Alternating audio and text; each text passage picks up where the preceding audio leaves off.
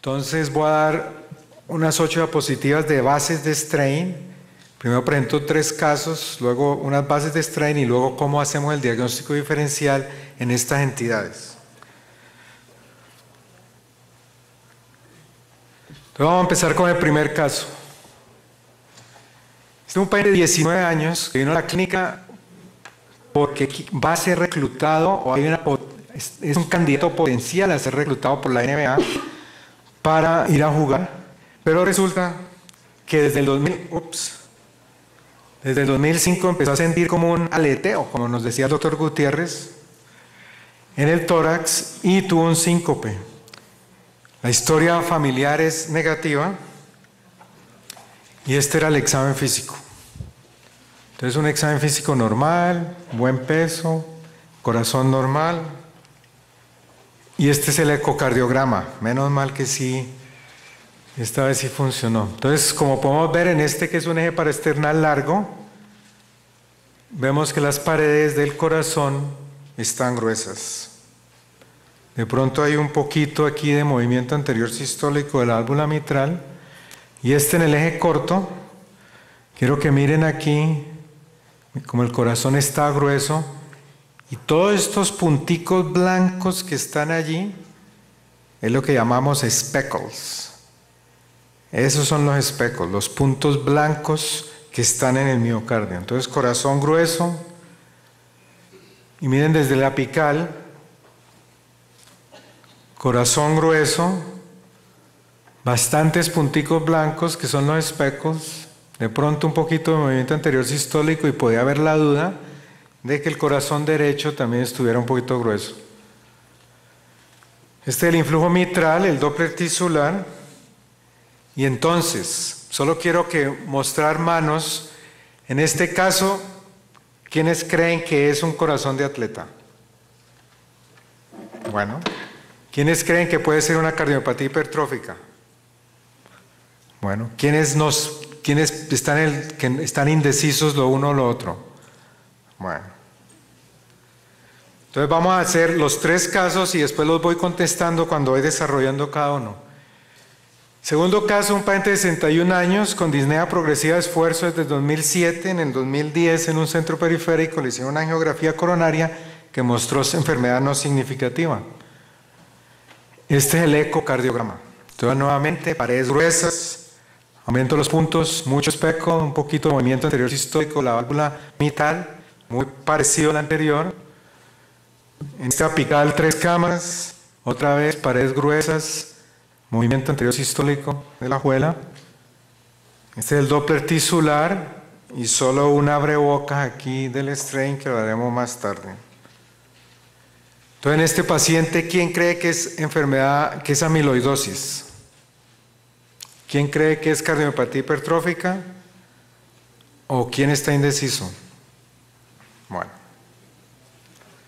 Caso número 3, 58 años, historia de síncope. No tenía disnea ortopnea o disnea paroxística nocturna. Este es el examen físico. Y este es el corazón. Otra vez, corazón grueso. Movimiento anterior sistólico, aumento de los especos, de pronto la pared del ventrículo derecho también está un poquito gruesa. Y el apical, 4 cámaras, aumento del grosor, un poquito de movimiento anterior sistólico. Y en este apical 3 cámaras, un poquito de SAM y paredes gruesas con aumento de los especos.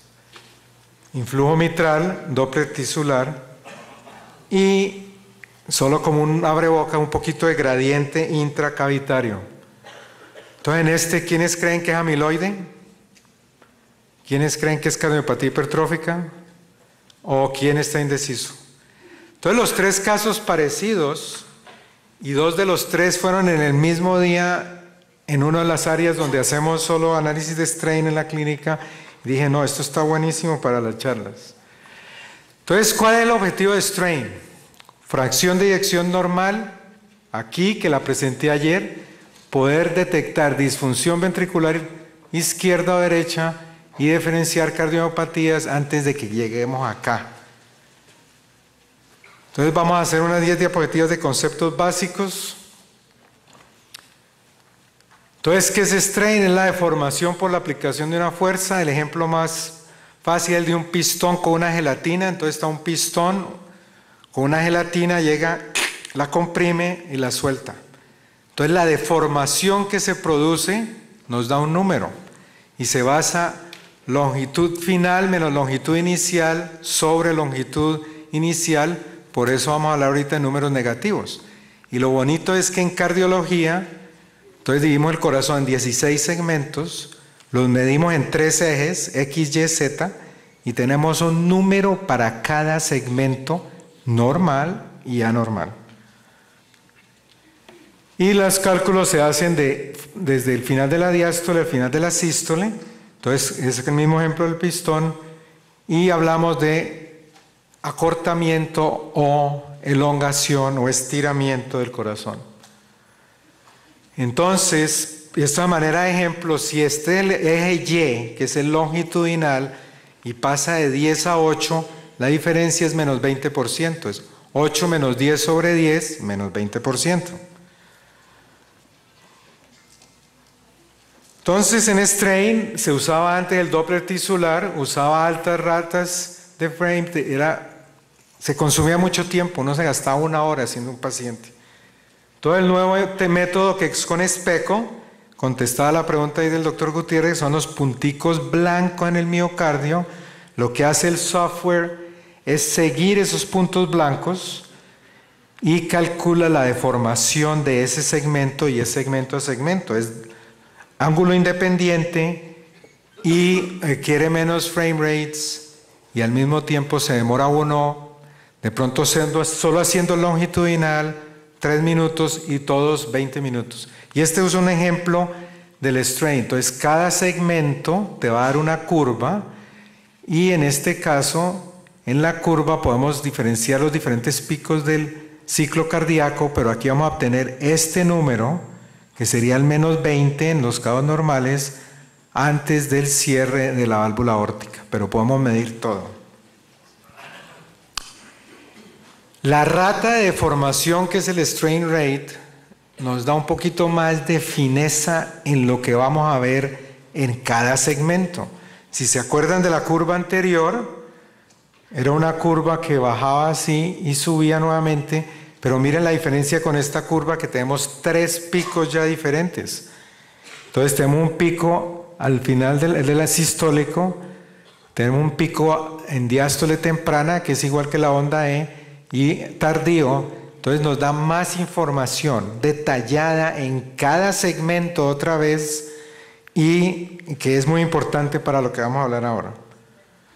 Entonces, ¿cómo fue validado esto? La mayoría de esto han sido validados en modelos animales donde le pegan en el miocardio un chip, un micromanómetro que mide la deformación local, hacen eco transtorácico al mismo tiempo y comparan el valor obtenido con el chip con lo del eco. Pero como a los pacientes no les podemos poner el chip todos, entonces tenemos que hacerlo con el eco. Y vamos a mostrar son 10 marranitos donde midieron los 3 ejes, Y, X y Z, y miren arriba una curva normal, y las correlaciones fueron mejores con el longitudinal, después con el circunferencial y el último el radial, y así es en la práctica. Si uno mira la correlación inter e intraobservador, del longitudinal es el mejor, luego el circunferencial y el radial es horrible, pero lo hacemos de todos modos, pero es una correlación muy mala. Entonces en cardiomiopatía hipertrófica, ¿qué tenemos? Y esto es lo que queremos, lo que hay normalmente, el corazón hipertrófico. Entonces en este caso son pacientes con cardiopatía hipertrófica comparadas con atletas a la izquierda, cardiopatía hipertrófica a la derecha, y vemos que hay el strain está más disminuido en los pacientes con cardiomiopatía hipertrófica comparado con los atletas.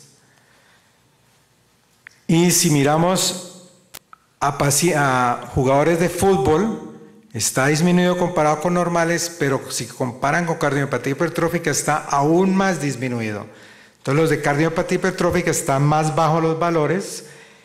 Y si miramos en este grupo donde miramos fibrosis, entonces, y este es el strain longitudinal o del eje Y, entonces miramos que pacientes con cardiopatía hipertrófica y fibrosis está bien disminuido, sin fibrosis está disminuido y estos son los normales. Entonces vemos un gradiente de strain dependiente de la fibrosis que se ve a nivel longitudinal y como los de radial son positivos, se ve también a nivel de radial.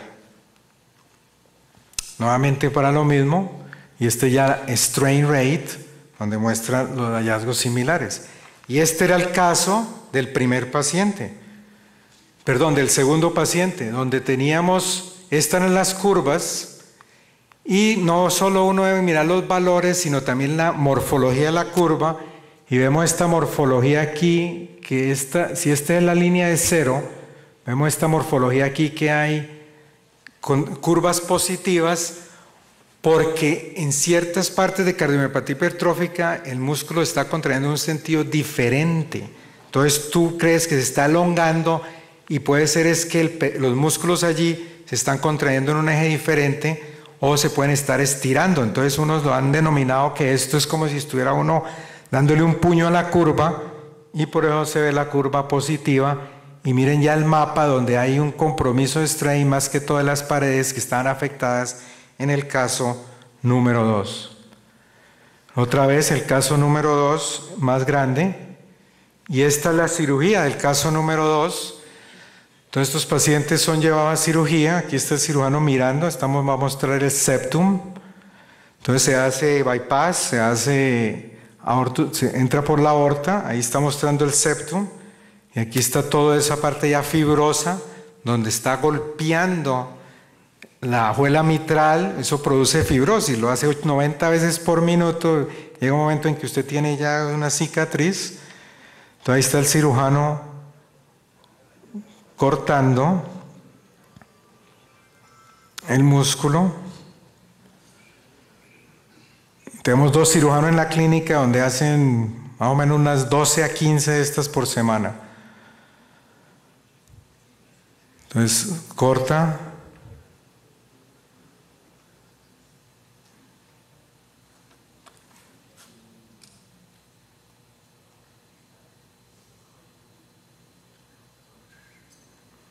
Y ya saca el pedazo, pero no es solo un pedazo, y ahí queda la parte de la base, ya donde se sigue haciendo la miectomía quirúrgica. Y ya después se prueba que esté competente la válvula aórtica, ahorita la va a mostrar, las 3 hojuelas, quedó competente, y en el fondo, donde queda y el sangrado, y este era el espécimen del paciente, era cardiomiopatía hipertrófica. Entonces, cardiomiopatía hipertrófica, comparado con control está más disminuido, comparado con atletas está aún más disminuido. El strain en los valores en este paciente y tiene una diferente morfología de las curvas. ¿Qué pasa con el corazón de atleta? Entonces, estos son 20 atletas competitivos de balonmano, donde entrenaron más de 12 horas por semana por un año. Los compararon con 15 pacientes con cardiomiopatía hipertrófica y controles, atletas a la izquierda, controles a la derecha, valores similares con fracción de eyección normal. Comparado, los 3, controles, atletas y cardiomiopatía hipertrófica, ven que los pacientes con cardiomiopatía hipertrófica están más disminuidos, pero atletas es similar al grupo control. Atletas, cardiomiopatía hipertrófica, y nuevamente aquí ya en el caso de jugadores de fútbol, está más disminuido que controles, y con pacientes con cardiomiopatía hipertrófica el atleta tiene mejor valores que los pacientes con cardiomiopatía hipertrófica. Y estos son a los que hacen más que todo canoa, donde hay valores similares a control. Y esto en una población de atletas elite, que son más que todo hockey, donde vemos atletas a la izquierda, controles a la derecha, valores similares, pero vamos a empezar a encontrar valores en un segmento que aquí es en la mitad del ventrículo, mientras que en el ápex y en la base no, pero sí a nivel apical y en la base. Entonces lo que pasa es que cada patología tiene como una huella dactilar. Atletas y tipo de atletas tiene una huella dactilar, cardiopatía hipertrófica tiene una huella dactilar, amiloide tiene una huella dactilar, hipertensión tiene una huella dactilar. Entonces estamos encontrando patrones de strain dependiendo de la enfermedad que puede ayudar bastante al clínico. Entonces, para enfermedad de atletas es similar a controles, puede estar más bajo en pacientes que juegan fútbol, es similar en pacientes que juegan hockey, pero definitivamente el valor es más alto que los de que tienen cardiopatía hipertrófica. Amiloide. Entonces vamos a mostrar solo estudios donde estaba probado que el paciente tenía amiloidosis, aunque se han hecho estudios con los 3 ejes, solo vamos a mostrar longitudinal y todos tienen, como dije, eran probados el amiloide. Entonces sabemos que en amiloidosis, a medida que el ventrículo es más grueso, aquí es de grosor normal y a grosor anormal, el strain es menor en el ventrículo derecho, fracción de eyección normal, y lo mismo para el ventrículo derecho, el pasado fue para el izquierdo. La sensibilidad especificidad, excelente, con un área bajo la curva de 0.92. Y diferentes personas han encontrado también valores de corte para definir mortalidad o sobrevida. Aquí menos 12 y más 12. Aquí 10 y 10. 12 también para el ventrículo derecho.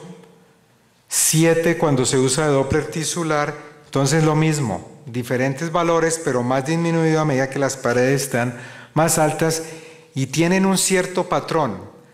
La amiloidosis empieza primero a comprometer la base del corazón, luego la parte media y muy tardíamente compromete el ápex. Entonces miramos casos, estos de la Cleveland, donde mostraron que casi la mayoría de los pacientes con amiloidosis el ápex no estaba comprometido. Este es el strain del caso 3, donde era un paciente con amiloidosis. Y este es el mapa polar, donde vemos que el ápex no está comprometido y aquí la morfología de las curvas y los valores estaban súper bajitos. Entonces, está en strain con pacientes con amiloide, está disminuido en pacientes con fracción de eyección normal, está relacionado inversamente con el grosor de las paredes, puede ser usado como un factor pronóstico y diagnóstico y casi siempre no compromete el ápex. Hipertensión arterial, entra en el diagnóstico diferencial. Entonces aquí vamos a mostrar pacientes con hipertensión arterial sin enfermedad coronaria. Entonces vemos no hipertrofia, sí hipertrofia, strain longitudinal normal, igual, pero... Y por eso mostré al principio el strain rate, la rata de formación está alterada a nivel sistólica y temprana diastólica cuando se compara con hipertrofia y no hipertrofia y enfermedad coronaria. Vemos que inclusive el circunferencial está igual y el radial está parecido, pero son las ratas de deformación las que son diferentes. Si miramos el tipo de remodelación, normales, remodelación concéntrica, hipertrofia o excéntrica, el circunferencial es normal, el longitudinal puede estar un poquito más disminuido en este grupo, pero el radial está solo en normales, los otros no fue significativamente diferente. Y aquí solo quiero que miren esta columna acá, donde sí había un cambio entre controles y este en un estudio más pequeño. Este es el caso, donde puede ser completamente normal. Entonces en hipertensión generalmente no hay diferencia entre el strain longitudinal, circunferencial o radial, X, Y, Z, pero sí está a nivel de la rata de formación donde vemos esos cambios. Entonces, ¿qué lo queremos ver? Otra vez aquí, no me gusta mucho esta diapositiva, pero es que aquí es donde tenemos que enfocarnos.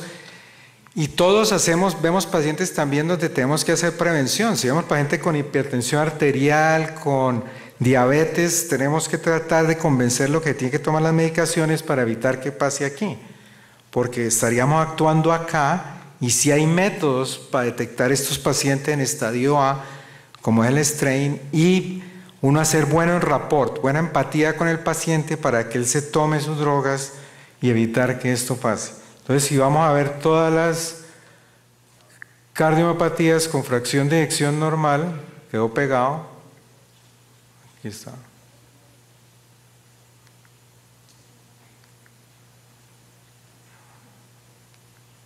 Entonces vemos, si estos son los normales, todo con fracción de eyección normal, estos van a tener aquí el strain ya comprometido. Bueno, entonces en conclusión, hipertrofia versus atletas, en cardiopatía hipertrófica está más disminuida, los atletas tienen un valor más alto y está relacionado con el tipo de deporte, y siempre mire el patrón de la curva, la característica, la morfología de la curva. En enfermedad amiloidosis está disminuido en pacientes con fracción de eyección normal, está relacionado inversamente con la pared del ventrículo, puede ser usado para pronóstico y diagnóstico, casi no compromete el ápex, y la idea es aplicarlo en los pacientes con grosor de pared normal, que uno sospeche que puede haber amiloide, porque si el eco ya con las paredes gruesas y todo te dice que es amiloidosis, pues ya el hacer esta técnica no va a adicionar más información. O como en el caso que les presenté, que tenía SAM, etcétera, que uno no podía diferenciarlo. Y en pacientes con hipertensión es el strain, la rata de formación la que va a ser diferente, mientras que los valores de strain van a ser parecidos. Pero entonces tenemos muchas cosas que estamos viendo ahora, y todas, que el strain rate circunferencial, que el twist, que en el twist, que si tiene sincronía, que si no tiene, que el strain rate longitudinal, que cómo fue el twist, que deme la torsión, etcétera. Tenemos mucha información que nos está llegando, pero ahí es donde viene el clínico que está haciendo ecocardiografía, el clínico que remite al paciente, que tiene que usar su juicio clínico para definir al final qué hacer con el paciente, y definitivamente no estar dependiendo solo de una tecnología. Y con esto termino, y muchas gracias por su atención.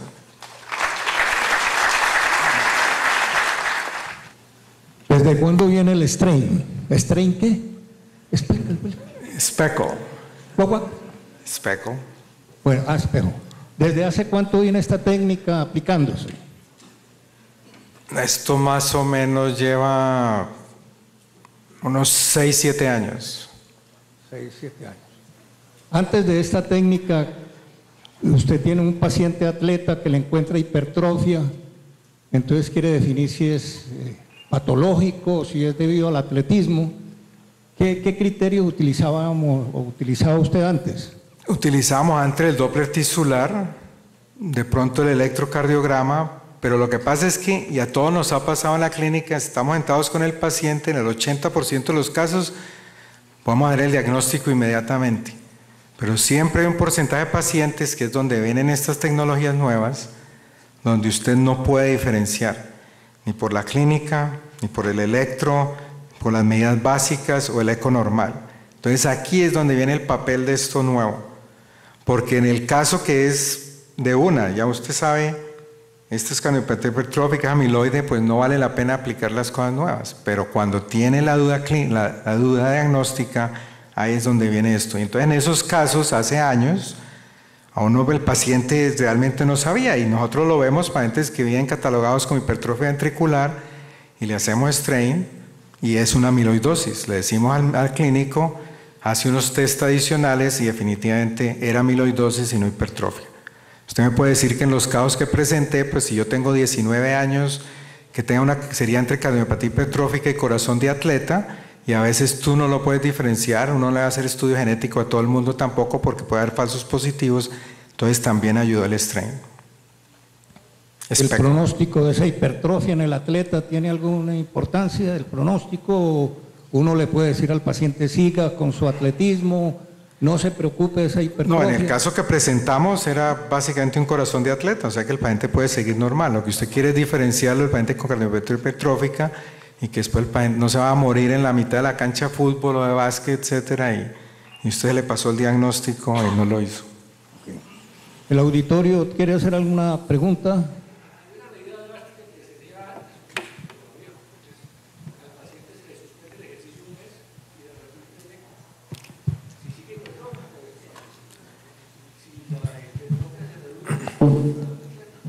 Entonces, la pregunta del doctor Nader, si se le puede suspender el ejercicio, se hace todavía y se espera 3 a 6 meses, se le repite el eco, pero a veces usted no ve el cambio. Si usted lo ve, pues lo confirma, pero si usted tiene un método que lo pueda diagnosticar antes, pues mejor, pero si no tiene más, podría hacer eso, ¿sí?